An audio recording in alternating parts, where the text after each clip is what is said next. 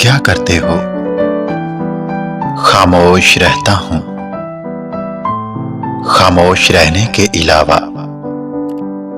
अपने आसपास बिखरी खामोशी को महसूस करता हूं।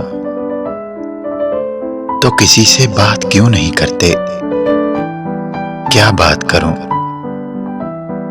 इतने उदास क्यों हो? नहीं तो अब लिखते भी नहीं हो। अल्फाज नहीं मिलते। पहले तो तुम इतने मायूस नहीं हुआ करते थे, तो मैं अब भी मायूस नहीं हूं।